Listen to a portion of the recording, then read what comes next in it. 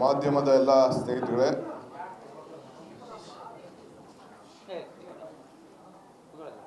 ಕಾರ್ಯಾಧ್ಯಕ್ಷರಾದಂಥ GC Chandrashekhar ಅವರೇ, ಸಲೀಂ ಅಹಮದ್ ಅವರೇ, ರಿಜ್ವಾನ್ ಅವರೇ, ನಮ್ಮೆಲ್ಲ ವೇದಿಕೆಯರುವಂಥ ಎಲ್ಲ ನಮ್ಮ ಪದಾಧಿಕಾರಿಗಳೇ, ಸ್ನೇಹಿತರೆ, ಕರ್ನಾಟಕ ರಾಜ್ಯದಲ್ಲಿ ನಮ್ಮ ಇಬ್ಬರು ನಾಯಕರ ಆರೋಗ್ಯ ಸರಿ ಇಲ್ಲದೆ 2 ಸೀಟ್ ವೇಕೆಂಟ್ ಆಗಿದ್ದು ತಮಗೆಲ್ಲ ಗೊತ್ತಿದೆ. ಇಡೀ ರಾಜ್ಯದ ಜನತೆ 3 ವರ್ಷ ಸರ್ಕಾರ ನಡೆದಿದೆ. ಯಾವ ದಿಟ್ಟಿನಲ್ಲಿ ನಮ್ಮ ಕೆಲಸ ಮಾಡಿದ್ದೇವೆ, ಜನರ ಸೇವೆ ಮಾಡಿದ್ದೇವೆ ಅಂತೇಳಿ ಜನರ ಮುಂದೆ ಮತ್ತೆ ಹೋಗಬೇಕಾದಂಥ ಒಂದು ಅನಿವಾರ್ಯತೆ. ಈ 2 ಬೈ ಎಲೆಕ್ಷನ್ಲೂ ಕೂಡ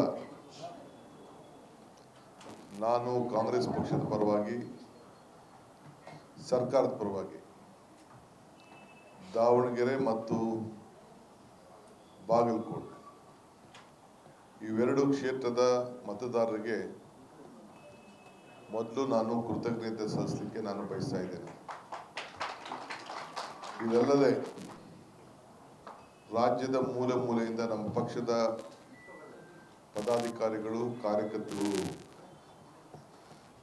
ಜವಾಬ್ದಾರಿಯನ್ನು ತೆಗೆದುಕೊಂಡು ಪ್ರತಿ ಹಳ್ಳಿಗೂ ಭೇಟಿಯನ್ನು ಕೊಟ್ಟು ಸುಮಾರು 12 ದಿನ ಎಲ್ಲ ಕೆಲಸ ಕಾರ್ಯಗಳನ್ನು ಬಿಟ್ಟು ಪಕ್ಷದ ಗೌರವವನ್ನು ಉಳಿಸಬೇಕು ಅಂತೇಳಿ ಅವರೆಲ್ಲ ದುಡಿದಂಥ ನಾಯಕರುಗಳಿಗೆ ಮತ್ತು ಕಾರ್ಯಕರ್ತರಿಗೆ ಅವರು ಕೂಡ ನಮ್ಮ ಪಕ್ಷ ಮತ್ತು ಕಾಂಗ್ರೆಸ್ ಸರ್ಕಾರದ ಪರವಾಗಿ ಕೃತಜ್ಞತೆಯನ್ನು ಅರ್ಪಿಸಲಿಕ್ಕೆ ನಾನು ಬಯಸ್ತಾ ಇದ್ದೇನೆ. ಈ ಚುನಾವಣೆ ಮುಖ್ಯಮಂತ್ರಿ ಹೇಳ್ದಂಗೆ ನಮಗೆ ಲೀಡು ದಾವಣಗೆರೆಯಲ್ಲಿ ಸ್ವಲ್ಪ ಜಾಸ್ತಿ ನಿರೀಕ್ಷೆ ಮಾಡಿದ್ರು. ಆದರೂ ಗೆಲ್ತೀವಿ ಅಂತೇಳಿ ಮುಖ್ಯಮಂತ್ರಿಗಳು ಆತ್ಮವಿಶ್ವಾಸದಿಂದ ಬೆಳಗ್ಗೆ ಕೂಡ ತಮಗೆಲ್ಲ ತಿಳಿಸಿದ್ರು. ಈಗ 3 ಮಿಷಿನ್ಸು ಇನ್ನು ಏನೋ ಸ್ವಲ್ಪ ಟ್ರಬಲ್ ಆಗಿ EVPAT ಓಪನ್ ಮಾಡಬೇಕು ಅಂತೇಳಿ ನಿಂತಿದೆ ಅಂತೇಳಿ ಈಗ ತಾನೇ ನನಗೆ ಪ್ರಭಾ ಮಲ್ಲಿಕಾರ್ಜುನ್ ಕೂಡ ಇಲ್ಲಿ ಕೂತ್ಕೊಳ್ಳೋಕ್ಕಿಂತ ಮುಂಚಿತವಾಗಿ ಅವರು ನನ್ನ ಹತ್ರ ಮಾತಾಡಿದ್ರು. ಅದೊಟ್ಟು 1500 ಓಟ್ ಕೂತ್ಕೊಂಡಿದೆಯಂತೆ. ಈಗ 4900 ಚಿಲ್ಲರೆ ಮತ ಅಂತರದಿಂದ ನಾವು ಈ ಚುನಾವಣೆಯಲ್ಲಿ ಈಗ ಇನ್ನು ಡಿಕ್ಲೇರ್ ಆಗಿಲ್ಲ, ಅಷ್ಟು ಲೀಡು ಈಗ ಉಳ್ಕೊಂಡು ಗೆಲುವಿನ ಎಲ್ಲ ಥರದ ಲಕ್ಷಣಗಳು ಕೂಡ ನಿಮ್ಮ ಮುಂದೆ ನಂಬರ್ಗಳು, ನಿಮ್ಮ TV-ಗಳಲ್ಲಿ, ನಿಮ್ಮ ಕೌಂಟಿಂಗ್ಗಳಲ್ಲಿ ಎಲ್ಲ ಕೂಡ ಅರ್ಥ ಆಗ್ತಾ ಇದೆ. ಬಾಗಲಕೋಟೆಯಲ್ಲಿ ಹಿಂದೆ ಭಾಳ ಕಡಿಮೆ ಅಂತರದಿಂದ ನಾವು ಗೆದ್ದಿದ್ದು. ಅಲ್ಲಿ ದಾಖಲೆ ಮತ 22,332 ಅಂತರದಿಂದ ನಮ್ಮ ಬಾಗಲಕೋಟೆ ಅಭ್ಯರ್ಥಿಗಳು ಕೂಡ ಅಲ್ಲೂ ಕೂಡ ಗೆದ್ದಿದ್ದಾರೆ. ಗ್ರಾಮೀಣ ಪ್ರದೇಶದ ಜನರಲ್ಲಿ ಮತ ಯಾಚನೆ ಮಾಡಬೇಕಾದ್ರೆ ನಮ್ಮ ಕಾರ್ಯಕರ್ತರಿಗೆ, ಮುಖಂಡಗಳಿಗೆ ಪ್ರತಿಯೊಂದು ಕುಟುಂಬದಲ್ಲೂ ಕೂಡ ಭಾಳ ಗೌರವದಿಂದ ಅವ್ರನ್ನ ಸ್ವೀಕಾರ ಮಾಡಿ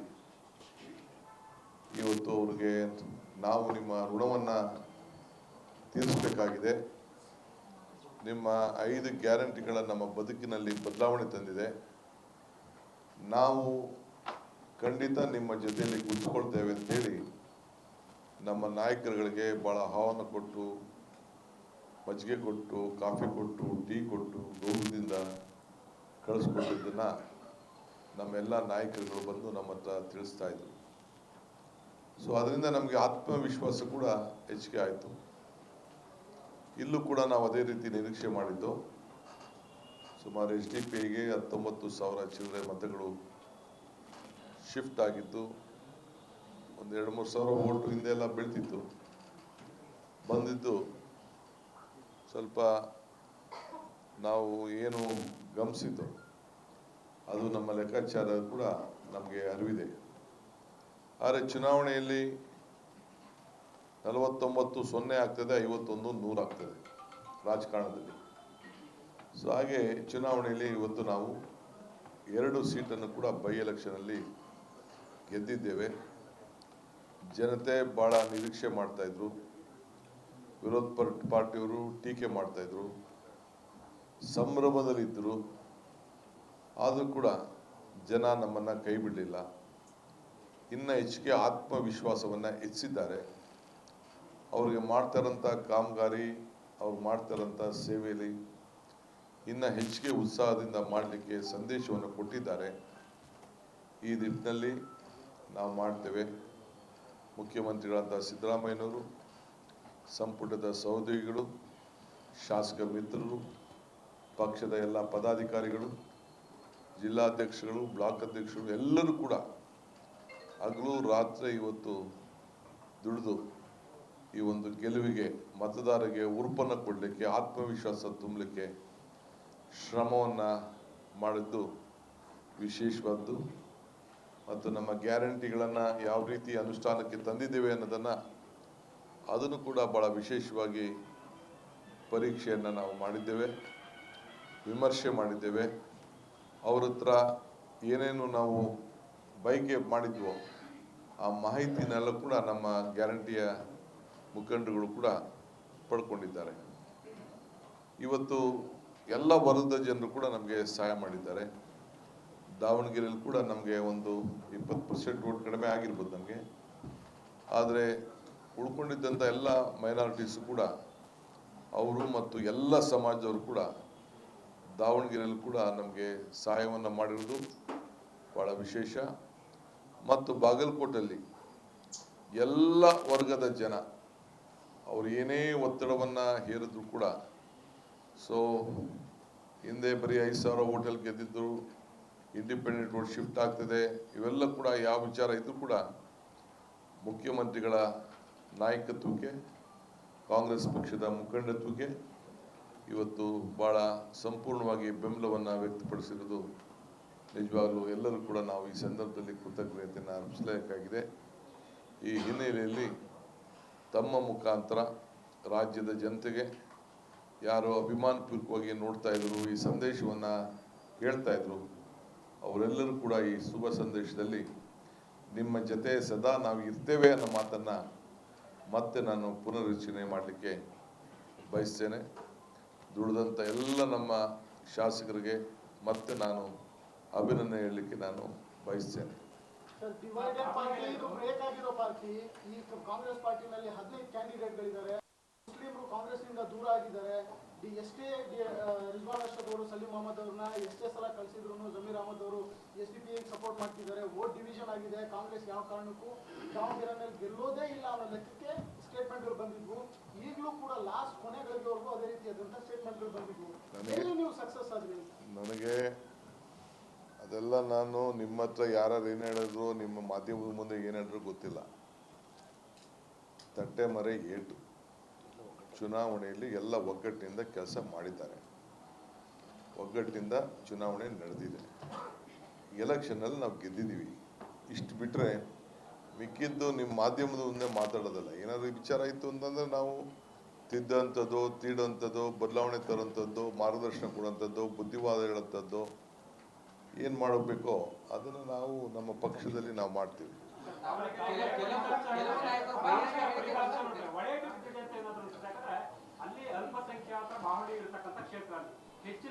ಯಾರು ಹೇಳಿದ್ದು ನಿಮಗೆ? ನಿಮ್ಮ ಬಾಯಿಗೆ ನಾನು ನಿಮ್ಗೆ ಬೇಕಾದೆಲ್ಲ ಹಾಕಕ್ಕೆ ನಾನು ತಯಾರಿಲ್ಲ. 95ರಿಂದ ಶಿವಶಂಕರಪ್ಪನವರು ಆ ಕ್ಷೇತ್ರವನ್ನು ಉಳಿಸ್ಕೊಂಡು ಬಂದಿದ್ದಾರೆ. ಅಲ್ಪಸಂಖ್ಯಾತರೆಲ್ಲ ನಮಗೆ ಸಹಾಯವನ್ನು ಮಾಡ್ಕೊಂಡು ಬಂದಿದ್ದಾರೆ.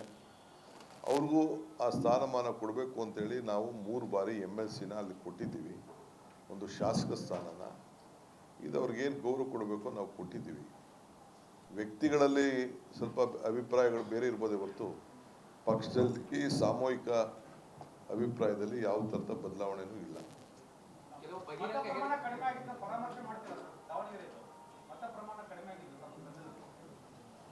ಈಗ ಸದ್ಯಕ್ಕೆ ಏನಂತ ಚರ್ಚೆ ಈಗ ಸದ್ಯಕ್ಕೆ ಬೇಡ. ಟೈಮ್ ಬಂದಾಗ ನೋಡೋಣ ಮಾತಾಡೋಣ. ಎರಡು ಕ್ಷೇತ್ರಗಳಲ್ಲಿ ಗೆಲ್ಲೋ ಮುಖಾಂತರ 2028 ಪ್ಲಾಟ್ಫಾರ್ಮ್ ರೀತಿ ನೋಡ್ತೀರಾ? ಜನರು ಗ್ಯಾರಂಟಿಗಳನ್ನು ನಂಬಿಕೊಂಡು ನೋಡಪ್ಪ, ಪ್ರಶಂಸೆ ಕೊಟ್ಟಿದ್ದಾರೆ ಅನ್ಸುತ್ತಾ? ನಾನು ಹೇಳಿದ್ನಲ್ಲ, ನಮ್ಮ ಗ್ಯಾರಂಟಿಗಳಿಗೆ, ನಮ್ಮ ಸರ್ಕಾರಕ್ಕೆ ಭಾಗ್ಯದ ಲಕ್ಷ್ಮಿ ಬಾರಮ್ಮ ಅಂತೇಳಿ ಎಲ್ಲರೂ ಮನೆ ಬಾಗಿಲಿಗೆ ಕರ್ಕೊಂಡು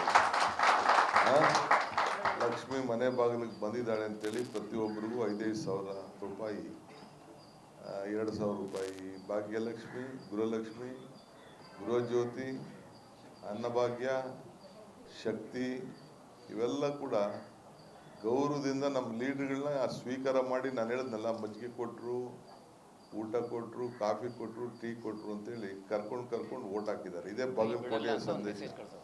ಅವರು ನಿಮ್ಮನ್ನ ಬಿಡುವುದಿಲ್ಲ, ನಿಮ್ಮನ್ನು ಇಟ್ಕೊಳ್ತೀವಿ, ನಿಮಗೆ ಶಕ್ತಿ ತುಂಬ್ತೀವಿ, 28ಕ್ಕೂ ನಿಮಗೆ ನಾವು ಕುಂಡ್ರಿಸ್ತೀವಿ ಅಂತ ಸಂದೇಶವನ್ನು ಕೊಟ್ಬಿಟ್ಟಿದ್ದಾರೆ.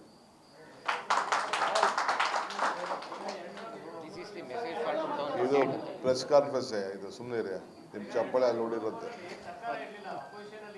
ಇಲ್ಲಿ.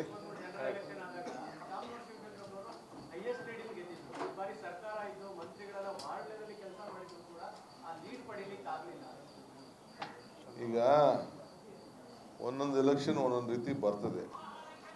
ಈಗ ಇಲ್ಲಿ ಬಾಗಲಕೋಟೆಯಲ್ಲಿ ಇಷ್ಟು ಲೀಡ್ ಬಂದ್ಬಿಡ್ತಲ್ಲ, ಅದಕ್ಕೇನು ಹೇಳ್ತೀರಿ ನೀವು? 5,000 ಇದ್ದಿದ್ದು 23,000 ಬಂದ್ಬಿಟ್ಟಿದೆಯಲ್ಲ, ಅದಕ್ಕೇನು ಹೇಳ್ತೀರಿ ನೀವು? ಇಲ್ಲೂ ಒಗ್ಗಟ್ಟಾಗಿ ಮಾಡಿದ್ದಾರೆ, ನಡೀಲಿ. ಈಗ ಜೊತೆಗೆ ಕೇರಳಲ್ಲಿ ಒಳ್ಳೆ ದೊಡ್ಡ ಅಂತರದಿಂದ ನಮ್ಮ ಸರ್ಕಾರ UDF ರಚನೆ ಮಾಡಲಿಕ್ಕೆ ಆ ಕೇರಳ ಎಲ್ಲ ಮತದಾರರು, ರಾಜ್ಯದ ಜನತೆ ನಮ್ಮ ಮೇಲೆ ವಿಶ್ವಾಸ ಇಟ್ಟು BJPಯವರು ಮತ್ತು LDFನವರು ಇಬ್ಬರು ಒಳಗಡೆ ಸೇರಿಕೊಂಡ್ರು ಕೂಡ ನಮಗೆ ಆಶೀರ್ವಾದ ಮಾಡಿದ್ದಾರೆ. ಅವರು ಕೂಡ ನಾನು ಅಭಿನಂದಿಸ್ತೇನೆ. ತಮಿಳುನಾಡಲ್ಲೂ ಕೂಡ ನಮ್ಮ DMK ಸೋತಿರ್ಬೋದು, ಆದರೆ BJP ಅಂಗಪಕ್ಷವನ್ನು ಅಲ್ಲೂ ಕೂಡ ಸೋಲಿಸಿ ಕಮ್ಯುನಲ್ ಫೋರ್ಸಸ್ನ ದೂರ ಇಟ್ಟಿದ್ದಾರೆ. ಅದಕ್ಕೂ ಕೂಡ ಈ ಸಂದರ್ಭದಲ್ಲಿ ಅವ್ರಿಗೂ ಕೂಡ ನಾನು ಈ ಸಂದರ್ಭದಲ್ಲಿ, ಅಲ್ಲಿ ಮತದಾರರು ಕೂಡ ನಾನು ಈ ಸಂದರ್ಭದಲ್ಲಿ ಅಭಿನಂದಿಸಲಿಕ್ಕೆ ನಾನು ಬಯಸ್ತೇನೆ. ನಾನಿಲ್ಲ, ನನಗೆ ನಮ್ಮ ಪಾರ್ಟಿ ಎಷ್ಟು ಹೇಳ್ತದೆ ಅಷ್ಟರಲ್ಲಿರೋ ನಾನು ಮಿಕ್ಕಿದೆಲ್ಲ ತಲೆ ಕೆಡಿಸ್ಕೊಳ್ಳೋನಲ್ಲ. ನನಗೇನು ಪಾರ್ಟಿ ಏನು ಕೆಲಸ ಹೇಳ್ತದೆ ಆ ಕೆಲಸ ಮಾಡೋಣ ಅಷ್ಟೇ.